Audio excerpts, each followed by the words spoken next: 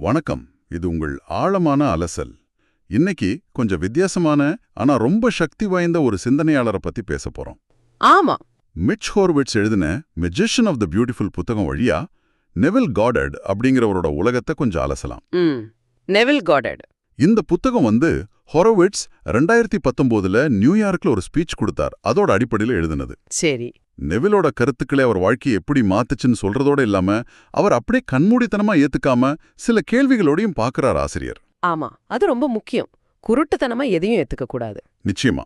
So இந்த அலசல்ல நெவிலோட முக்கிய சிந்தனைகள் என்ன, அவர் சொன்ன அந்த முறைகள் அதெல்லாம் எப்படிப்பட்டது, ஏன் இன்னைக்கும் நிறைய பேரை கவர்த்து இழுக்குது, இதையெல்லாம் புரிஞ்சுக்க முயற்சி பண்ணுவோம்.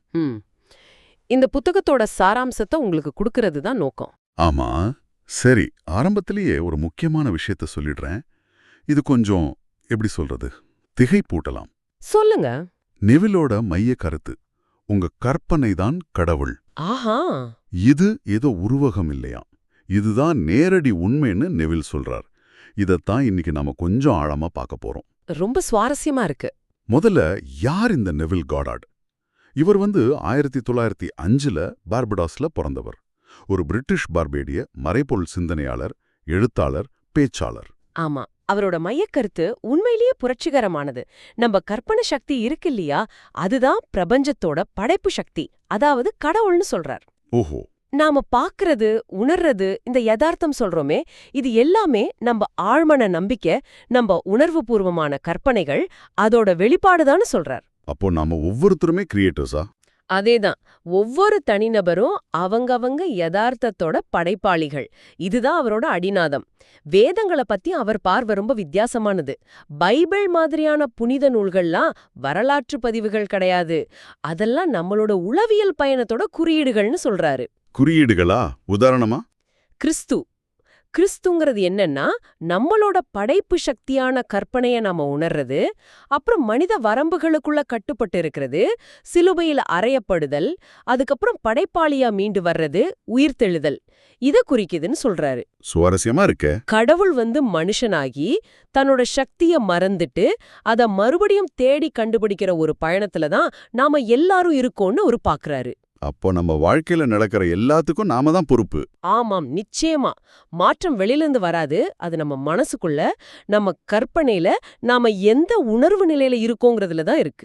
இது கேட்க நல்லா இருக்கு, ஆனா ஒரு பக்கம் பெரிய பொறுப்பா தெரியுதே. உண்மைதான். சுதந்திரமும் கூடவே பொறுப்பு வருது. மத்தவங்கள சார்ந்து இருக்க தேவையில்லைங்கிற ஒரு விடுதலையும் இதுல இருக்கு. நெவில் ஒரு பயங்கரமான பேச்சாளர்னு ஹோரோவிட்ஸ் சொல்றார். ஆமா. ஒரே விஷயத்த 1000 தடவை சொன்னாலும் கேக்குறவங்களுக்கு சலிக்கவே சலிக்காதான்.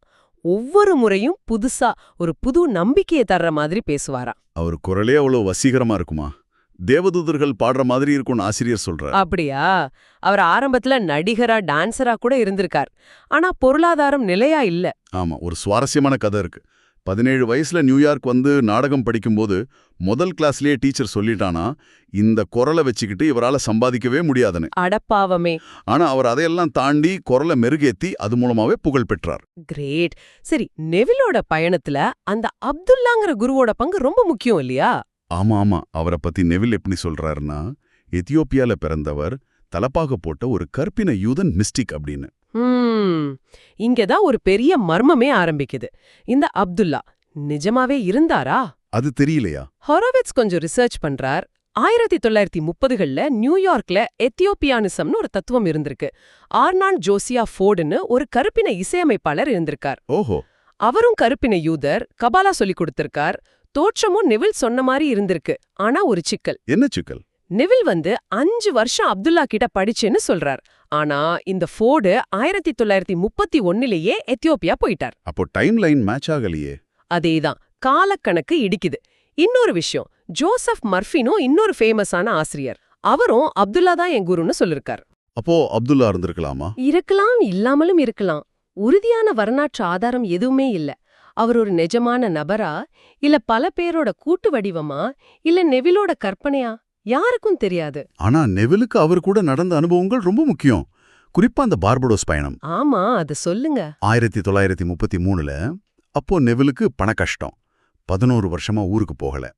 கிறிஸ்மஸ்க்கு பார்படோஸ் போகணும்னு ரொம்ப ஆசை. சரி. அப்துல்லா கிட்ட சொன்னப்போ அவர் சிம்பிளா, நீ ஏற்கனவே பார்படோஸ்ல இருக்க, மன்ஹாட்டன் தெருவுல நடக்கும்போது பார்படோஸ்ல நடக்கிற மாதிரி உணருன்னு சொல்லிட்டார். நம்புற மாதிரி இல்ல. நெவில் எவ்வளவோ முயற்சி பண்ணி ஒன்னும் நடக்கலன்னு போய் சொன்னப்போ அப்துல்லா கோவமா, நான் உன்னை பார்க்கல, நீ பார்படோஸ்ல இருக்கன்னு சொல்லி கதவை மூடிட்டாராம். அடேங்கப்பா. ஆனா என்ன ஆச்சரியம்னா, கொஞ்ச நாள்ல நெவிலோட அண்ணன் கிட்ட இருந்து தந்தி வருது. கப்பல் டிக்கெட்டும் செலவுக்கு பணமும் அனுப்பியிருக்கார். நிஜமாவா? ஆமா, அதுவும் முதல்ல கிடைச்சது 3rd கிளாஸ் டிக்கெட். ஆனா கப்பல் கிளம்புற அன்னைக்கு 1st கிளாஸ்க்கு அப்கிரேட் ஆயிடுச்சு. வாவ், இது கண்டிப்பா அவர் நம்பிக்கையை ரொம்ப அதிகப்படுத்தியிருக்கும். ஆமா, அப்துல்லாவோட போதனைகள் மேல அவருக்கு பெரிய நம்பிக்கை வந்துருச்சு. சரி, இந்த அப்துல்லா மர்மம் ஒரு பக்கம் இருக்கட்டும். நம்ம புத்தக ஆசிரியர் ஹொரோவிட்ஸ்க்கு எப்படி நெவில் மேல ஆர்வம் வந்தது?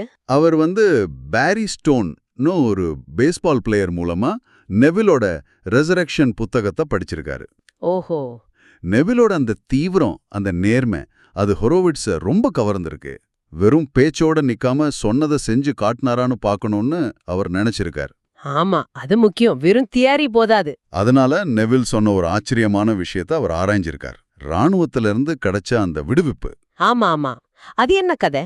1942ல 2ஆம் உலகப்போர் நேரம் நெவில் ராணுவத்துல கட்டாயமா சேர்க்கப்பட்டார். ஆனா அவருக்கு வெளியே வரணும்னு ஆசை. போர் நேரத்திலயா? எப்படி? அவர் தினமும் ராத்திரி அவரோட ராணுவ படுக்கையில படுத்துக்கிட்டு தான் நியூயார்க்ல இருக்கிற அவரோட வீட்ல இருக்கிறதா, வாஷிங்டன் ஸ்கொயர் பார்க்ல நடக்கிறதா அப்படி உணர்வுபூர்வமா கற்பனை செஞ்சாராம். சும்மா கற்பனை செஞ்சா ராணுவத்திலேருந்து விட்டுடுவாங்களா? அதுவும் போர் சமயத்துல நம்பவே முடியலையே. அதுதான் விஷயமே.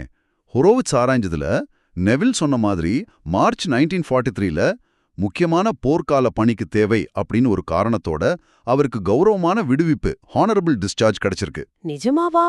இதுக்கு ஆதாரம் இருக்கா? அதுக்கான ஆவணங்கள் ஒரு தீ விபத்துல அழிஞ்சு போச்சாம். அதனால முழுசா உறுதிப்படுத்த முடியல.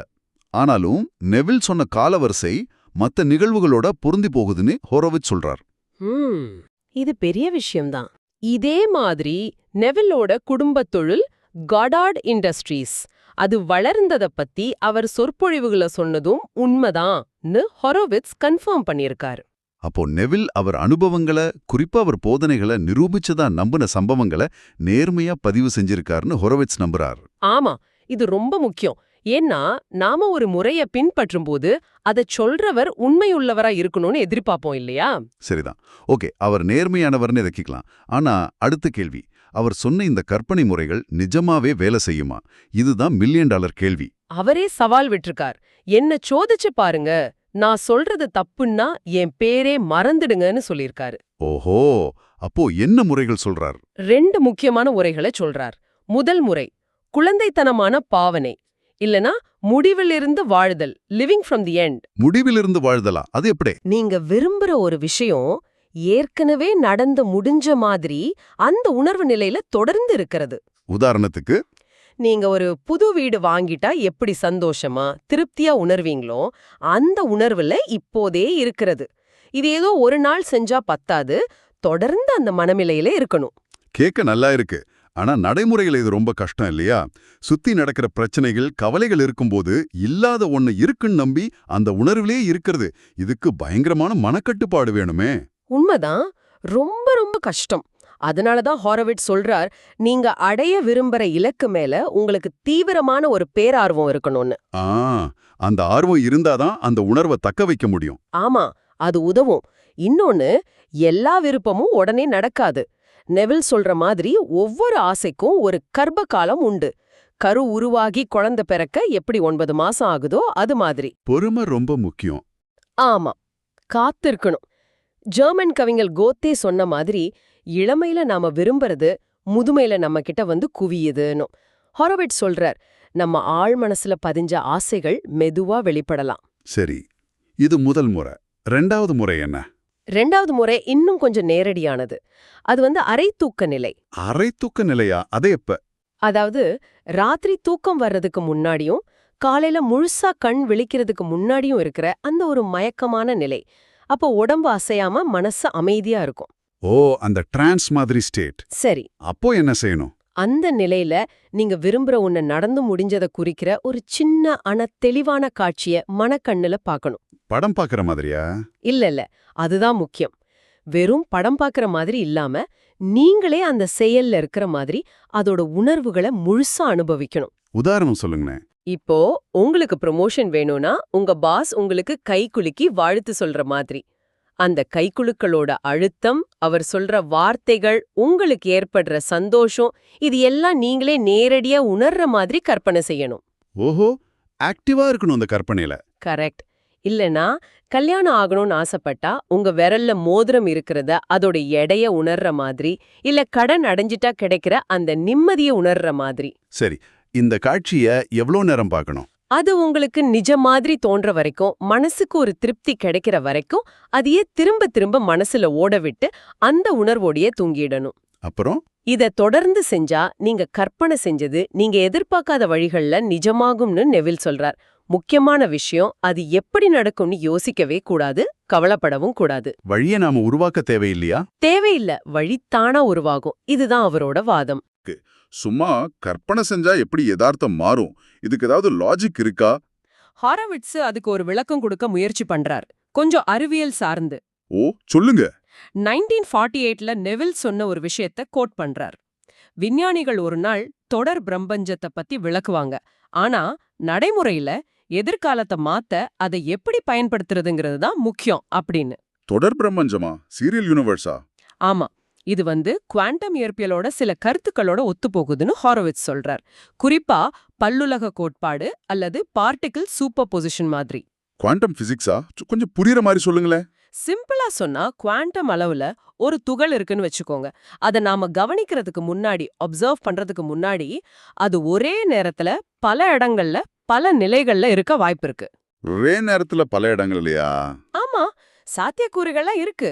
நாம எப்போ அதை கவனிக்கிறோமோ இல்ல அளவிடுறோமோ அப்போதான் அது ஒரு குறிப்பிட்ட இடத்துக்கு, ஒரு குறிப்பிட்ட நிலைக்கு வருது. சரி, இதுக்கும் கற்பனைக்கும் என்ன சம்பந்தம்? ஹாரோவிட்ஸோட ஐடியா இதுதான். நம்ம ஐம்புலன்கள் எப்படி யதார்த்தத்தை அளவிடுதோ அதே மாதிரி நம்மளோட தீவிரமான உணர்வுபூர்வமான கற்பனை அல்லது நம்பிக்கை, அதாவது ஒன்ன உண்மையா ஏத்துக்கிறது, அதுவும் ஒரு வகையான அளவீடு மாதிரி செயல்படுது. இந்த எண்ணற்ற சாத்தியக்கூறுகள் இருக்கு இல்லையா, அதுல நாம எதை ரொம்ப தீவிரமா உணர்வோட நம்புறோமோ அந்த சாத்தியக்கூறை நாம தேர்ந்தெடுக்கிறோம். அது யதார்த்தமா உறையுது. Hortons into fact. அப்போ கற்பனைங்கிறது ஒரு சாய்ஸ் மேக்கிங் மாதிரி. கிட்டத்தட்ட ரேடியோல நிறைய ஸ்டேஷன் இருந்தாலும் நாம ஒரு பர்டிகுலர் ஃப்ரீக்வன்சிக்கு டியூன் பண்ணும்போது அந்த பாட்டை கேட்குறோம்ல, அது மாதிரி நம்ம கற்பனை மூலமா நாம விரும்புற யதார்த்தத்துக்கு டியூன் பண்றோம். ஓஹோ, அந்த அரை தூக்க நிலை இதுக்கு உதவுதா? ஆமா, அந்த நிலை இந்த டியூனிங் பண்றதுக்கு ரொம்ப ஏத்த நிலையா இருக்குன்னு சொல்றார். நெவில் பல வருஷங்களுக்கு முன்னாடியே இதெல்லாம் உள்ளுணர்வா தெரிஞ்சு வச்சிருந்தது ஆச்சரியமா தான் இருக்கு. ஆமா, அதான் ஹாரோவிட்ஸும் சொல்றார். எதிர்காலத்துல இயற்பியல் படிக்கிற மாணவர்கள் கூட நெவிலோட தத்துவங்களை ஆராய வாய்ப்பு இருக்குன்னு அவர் நினைக்கிறார். இது வெறும் ஆன்மீகம்னு இல்லாம பிரபஞ்சம் எப்படி இயங்குதுங்கிறத பத்தின ஒரு பார்வையா கூட இருக்கலாம். ஆக நெவிலோட உண்மையான மரபுங்கிறது அவர் சொன்ன கருத்துக்கள் மட்டும் இல்ல, அவர் சொன்ன மாதிரி வாழ முயற்சி செஞ்சதும் தான். சரிதான், அவர் சொன்னதை நம்பினார், அது அவரோட வாழ்க்கையில பரிசோதனை செஞ்சு பார்த்தார். இந்த புத்தகத்தோட கடைசியில ஹோரோவிட்ஸ் உங்ககிட்ட, அதாவது இத கேக்குற நேயர்கள் கிட்ட ஒரு சவால் வைக்கிறாரு. என்ன சவால்? இன்னைக்கு ராத்திரி நீங்க தனியா இருக்கும்போது நெவிலோட அந்த அரை தூக்க நிலை முறைய ஒரு தடவை முயற்சி செஞ்சு பாருங்க. ஒரு சின்ன ஆசையா இருக்கலாம், ஆனா உங்களுக்கு முக்கியமானதா இருக்கலாம். அதை எடுத்துக்கிட்டு அது ஏற்கனவே நடந்து முடிஞ்சிட்ட மாதிரி உணர்ந்து பாருங்க. ஒரு சின்ன பரிசோதனை மாதிரி. ஆமா, இதோட முடிவு என்னவா இருந்தாலும் சரி, இது உங்களுக்கும் உங்க ஆழ் மனசுக்கும் நடுவுல நடக்கிற ஒரு தனிப்பட்ட சோதனை. இதை யார்கிட்டயும் சொல்லணும்னு கட்டாயம் இல்ல, ஆனா ஒரு கருத்தை நம்பி அதன்படி வாழ முயற்சி பண்றதே ஒரு பெரிய விஷயம்னு அவர் சொல்றார். உண்மைதான்.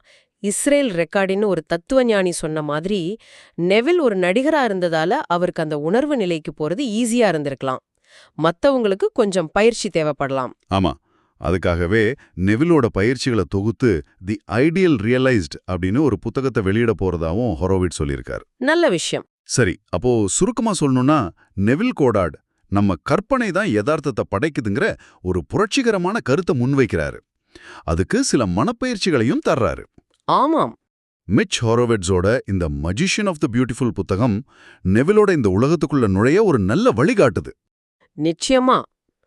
நிறைவா உங்களுக்காக ஒரு கேள்வி யோசிக்கிறதுக்கு. உங்க கற்பனைக்கு நிஜமாவே அப்படி ஒரு சக்தி இருந்தா, எந்த ஒரு நம்பிக்கைய நீங்க இன்னையிலிருந்து ரொம்ப உறுதியா பிடிச்சுக்கிட்டா அது உங்க உலக அனுபவத்தையே அடியோட மாத்தும்? நல்ல கேள்வி. நீங்க யோசிச்சு பாருங்க. ஆமாம். நெவிலோட சிந்தனைகளை இன்னும் ஆழமா தெரிஞ்சுக்க ஆர்வம் இருந்தா மிச் ஹாரோவிட்ஸோட இந்த புத்தகத்தை நீங்க படிக்கலாம். இது நிச்சயமா ஒரு நல்ல தொடக்கமா இருக்கும். ஆமாம், பரிந்துரைக்கிறேன். மீண்டும் அடுத்த ஆழமான அலசலில் சந்திப்போம்.